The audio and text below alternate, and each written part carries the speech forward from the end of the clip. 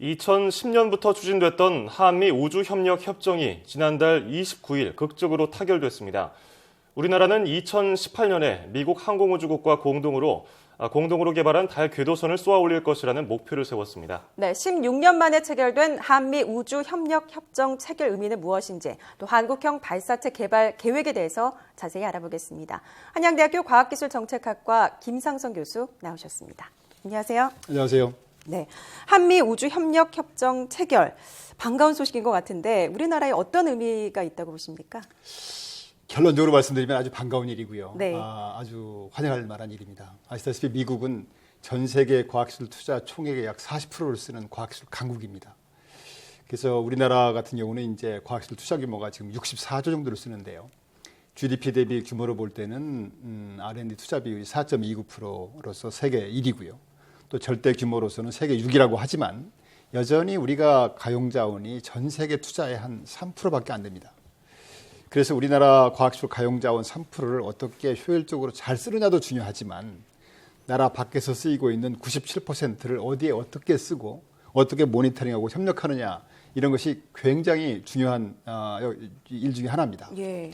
그런 의미에서 볼 때 이제 이번에 그 과학기술 최강국인 미국과의 협력은 대단히 중요하고 모든 분야 중에서도 특히 우주개발 분야는 미국과의 협력 없이는 거의 불가능하다. 이렇게 필수 불가결하다고 볼 수가 있습니다. 예. 이번에 협력협정 체결로 인해서 앞으로 이제 우주기술의 평화적 활용 목적에 따라서 우주 관측이라든가 지구 관측, 또 우주 탐사 등 우주 협력 전반에 대한 법적 제도적인 토대를 담고 있으며 우리가 추진하고 있는 그 무인 달 탐사 프로젝트 추진에도 큰 도움이 될 것으로 기대가 되고 있습니다.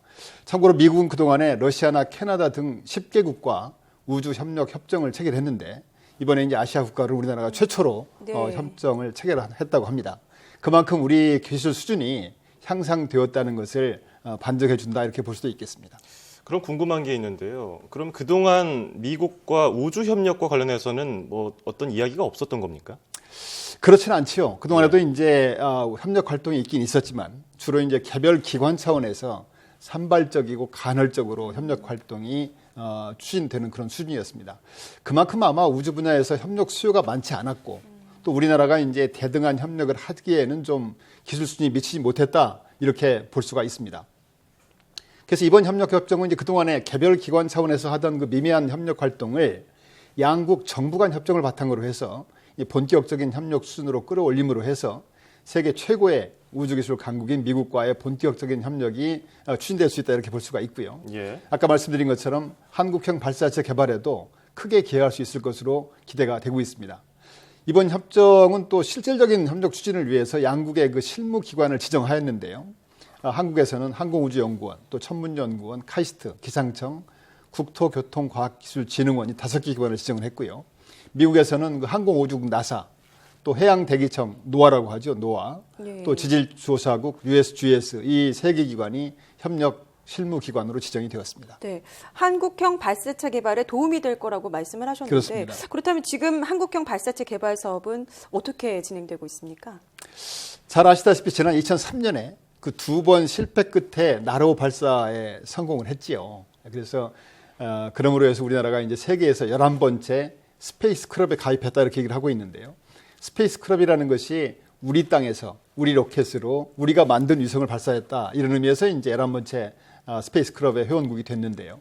엄밀히 볼 때 이 나로호는 2단으로 구성이 되어 있습니다. 네. 근데 2단 로켓하고 페어링하고 위성 부분은 우리가 했지만 1단은 사실은 러시아의 도움을 받아서 만든 것입니다. 네. 예. 그래서 한국형 발사체 개발 프로젝트는 나로 발사 경험을 바탕으로 해서 2020년까지 약 한 2조 원을 투입해가지고 1.5톤급 실용 위성을 700km 궤도에 쏘아 올리는 3단형 한국형 발사체를 독자 개발하는 계획입니다. 참고로 이제 나로하고 비교해 보면은 탑재 중량에서는 15배, 또 고도는 2배 수준 이상 높은 수준이고요. 나로호가 2단에 비해서 한국형 발사체는 이제 3단으로 구성이 되어 있습니다. 현재 계획으로는 아마 올해 중에 이제 본격적인 엔진 상세 설계하고 연소 실험을 끝내고 내년 말경에 시험 발사를 할 계획이고요.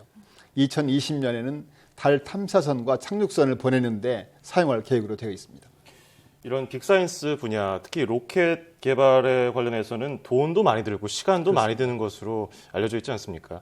예전에 그 아리랑 위성도 우주로 올려주는 것은 다른 나라 로켓을 사용했기 때문에 이제 우리나라 자체 기술을 개발해야 된다 이런 목소리가 높거든요. 그렇죠. 그렇다면은 이 우주에 올려놓는 그 로켓 기술을 우리나라가 굳이 꼭 해야 되느냐? 개발해야 되는 이유가 있을까요?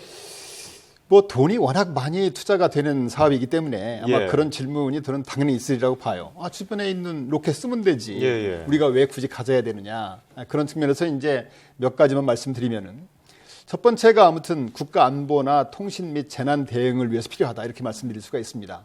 우리 로켓이 없을 경우에는 선진국 로켓에 의존해야 되는데 아까 앵커께서 말씀하신 것처럼 아리랑 5호가 러시아 위성을 썼거든요. 예. 근데 러시아 측에서 아무 이유도 없이 발사 연기를 해도 그냥 고스란히 받아들여야 되는 그런 입장이고요.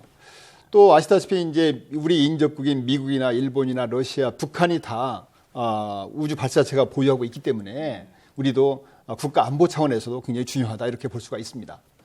두 번째는 이제 우주 산업이라는 것이 미래 산업으로서 엄청난 부가가치가 있고 그래서 이제 신성장 동력이라든가 미래 먹거리 창출 그리고 통신이라든가 뭐 기상 관측, GPS 이런 응용 분야가 무궁무진하기 때문에 또 저희가 개발해야 되는 필요성이 있고요. 세 번째는 지금 세계 우주 시장이 날로 확장되고 있습니다. 예. 전문 기관 예측에 따르면은 2010년까지 한 1,400기 정도의 지금 로켓이 발사될 계획으로 되어 있다고 합니다. 그러니까 우리가 그런 세계 우주 발사체 시장에 진출할 수 있는 그런 계기가 되고요. 마지막으로는 이 우주 기술처럼 이렇게 소위 그 빅사이언스 이런 경우는 그 본연의 목적에 사용도 되지만은 그 스핀업 기술, 파생 기술이 다른 제조업이라든가 다른 분야에 응용해서 경쟁력을 제고할 수 있는데 크게 기여할 수가 있고요. 예.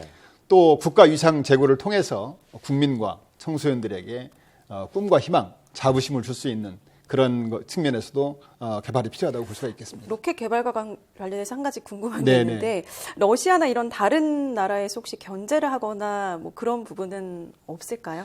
견제하지요. 사실은 이 로켓 기술이라는 것이 요새 이제 문제가 되고 있는 미사일 기술처럼 잘못 악용될 경우에는 군사용으로 오용될 수가 있지요. 그래서 선진국 간에도 이 미사일 기술 이런 것들은 굉장히 국가 간의 이전을 통제하는 그런 분야입니다. 저희 나라는 철저하게 우주 이용, 평화적 이용에 쓰겠다 그런 측면에서 지금 활용을 하고 있는데요. 여전히 굉장히 민감한 기술이기 때문에 우방국 간에도 잘 기술 이전이 안 되는 그런 분야고 협력이 안 되는 분야인데 이번에 이제 미국과 협정이 체결됨에 따라서 저희가 굉장히 협력을 잘할 수 있는 그 유리한 고지를 점령했다 이렇게 볼 수가 있겠습니다. 네. 자, 그렇다면 우리나라가 우주 강국으로 가기 위해서 유념할 점이 있다면 어떤 것들이 있을까요? 제일 문제는 돈인 것 같아요.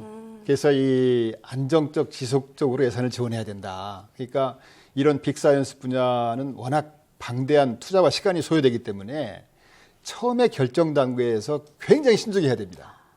그렇지만 한번 결정이 된 사업에 대해서는 지속적 안정적으로 예산을 투자를 해줘야 그래서 연구하는 사람들이 거기에 몰입할 수 있게 해줘야지 한번 결정된 사업이 예산이 뭐 오르락내리락 한다든가 그래서는 안 되겠다는 것이 첫 번째 큰 문제고요. 예.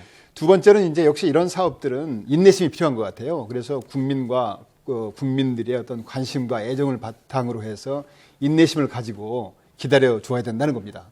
나로 발사 때도 보셨지만은 개발 과정에서 얼마든지 실패할 여지가 많은 사업입니다. 그때마다 우리는 그 실패에서 더 많은 것을 배울 수 있기 때문에 서로 실패해도 인내심을 가지고 기다려줘야 된다 이런 말씀을 드리고요. 마지막으로는 이제 우주 분야가 수많은 분야 부품이 인터페이스가 필요한 사업이기 때문에 연구기관과 연구원 여러분께서는 보다 철저한 계획과 점검 속에서 전력을 다함으로 해서 기필코 사업에 성공함으로써 국민들의 어떤 관심과 지지, 애정에 보답해야 된다고 생각을 하고 있습니다. 예. 자, 오늘은 한미 우주협력협정 체결 내용과 그 의미 또 한국형 발사체 개발 프로젝트에 대해서 알아봤습니다. 2020년 달나라에 우리 우주선이 성공적으로 착륙하는 모습 볼 수 있을 것 같습니다. 자, 지금까지 한양대학 김상선 교수였습니다. 고맙습니다. 고맙습니다. 감사합니다.